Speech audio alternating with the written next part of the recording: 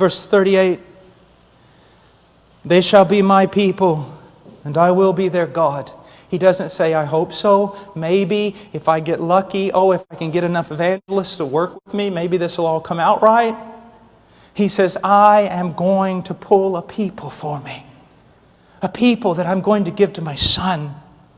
And He says, they shall be my people, and I will be their God. Look at this, and I will give them one heart and one way. Now don't be angry with me. Any angrier than you already are, at least. But listen to me. The 70s and 80s and all the Jesus marches and everyone weeping and crying. The church is so divided. The church is not one. My dear friend, let me tell you something. If the church is not one, there is a prayer out there that God the Father did not answer for His Son. And this new covenant promise has failed. So I want to redirect you a little bit. I want to submit to you, the church is one. She's always been one. Have you ever sat down on an airplane or maybe met someone in a marketplace you didn't even know? And you being maybe Baptist or Mennonite or this or that, but truly evangelical, truly Christian, you talk to them for no more than a few minutes and you discover, bam! It's a believer. It's a live one. And at that moment, you'd give your life for Him. You'd give your life for Him.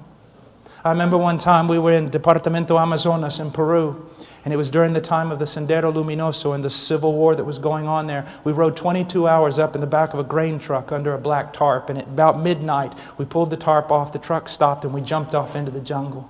We stayed the night just at the edge of the jungle and made our ways up to a place called Ingenio in Tambolic. About halfway up, we got lost in the dark the next day. So we were praying, me and my dear friend Paco, we were praying, "Oh God, give us some direction. We're lost. We don't, if we're found in here, the terrorists owned the place, the military wouldn't even go in." And we cried out, "Oh God, give us some direction. Help us." We heard a bell. Then we heard somebody talking. It was a strange conversation at first, we thought.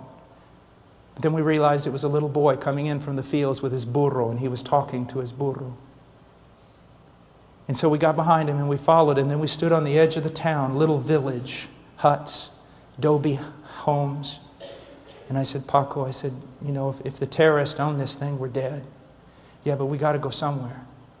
So we got down, walked up to a man who was drunk in the dark, and said, "Hay hermanos por aquí."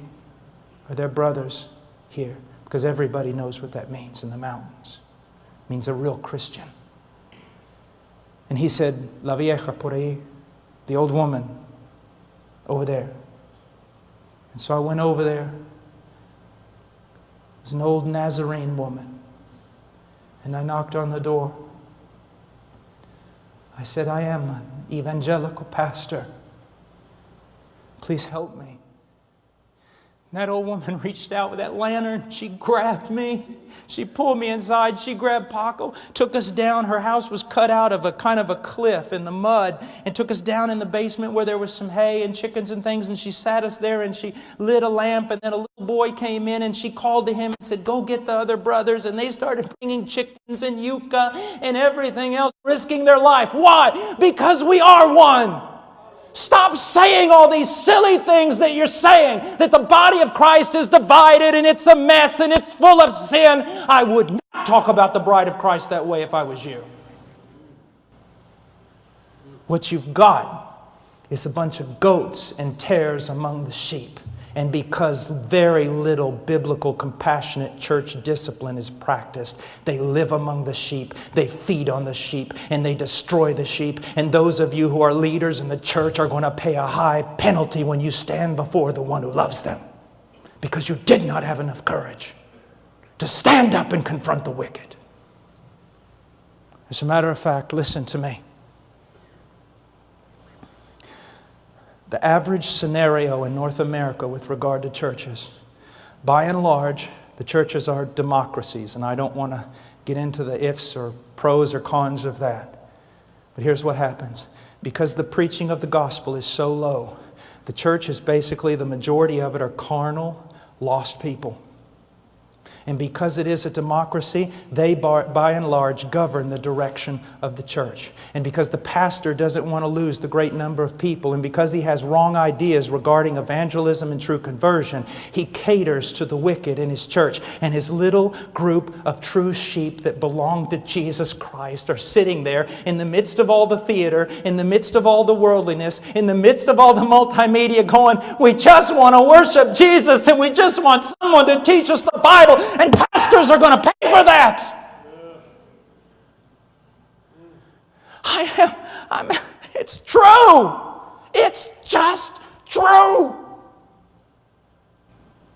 You're saying, oh, you're just angry. My dear friend, you know what it costs me to say this? It's true. Trying to keep together a bunch of wicked people while a little flock in the midst of them are starving to death and are made to go in directions they don't want to go with the carnal majority. Listen to me. If my wife was at Walmart late one night and you walked by as a man and you saw that 2 men were abusing her, 3, 4, 5, 10 men were abusing her and hurting her, and you put your head down in the name of self-preservation and you walked by, I want to tell you something, my friend. I will not only look for those 10 men, I will look for you. It is the bride of Christ and she is precious to Him. It's going to cost you to serve Jesus. It could cost you your church, your reputation, and your denomination, absolutely everything. But the bride of Jesus Christ is worth it.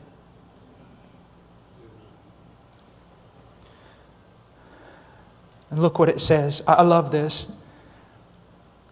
Look, 39, I will give them one heart and one way. And what is that way? It's Christ and it's holiness. Every true believer I've ever met spoke much of Christ and had a longing desire to be more holy than they were. More conformed to Christ. And look, I will give them one heart and one way, that they may fear me always, for their own good and for the good of their children after them. Oh, what a text that is. But let's just go on really quickly. I will make an everlasting covenant with them, that I will not turn away from them to do them good. Now,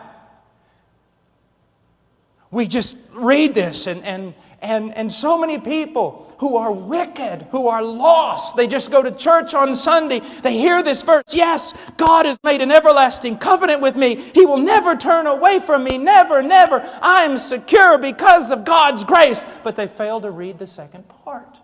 And look what it says. I will make an everlasting covenant with them, that I will not turn away from them to do them good.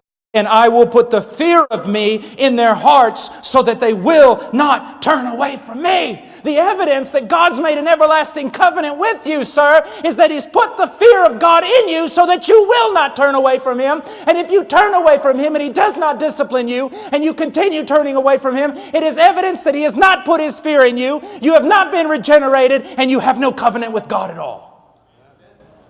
Oh, it's true. He says, pay close attention to yourself and to your teaching. Preserve in these things, for as you do this, you will ensure salvation, both for yourself, for those who hear you.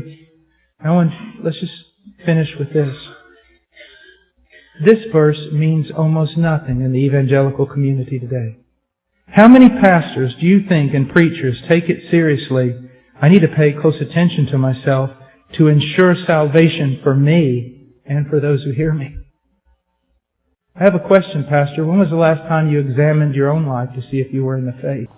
To see if you really know Him. You see, my dear friend, I have great assurance when I study my own conversion, when I discuss it with other men, when I look over the 25 years of my pilgrimage with Christ, I have great assurance of having come to know Him. But even now, if I were to depart from the faith and walk away and keep going in that direction into heresy, into worldliness, it could be the greatest of proofs that I never knew Him. that the whole thing was a work of the flesh. I know what I'm saying is outstanding to you. You think, oh my, I've never heard such a thing. This is the old... Read Pilgrim's Progress. Pay close attention to yourself and to your teaching. Preserve in these things. For as you do this, you will ensure salvation both for yourself and for those who hear you. May God bless His church.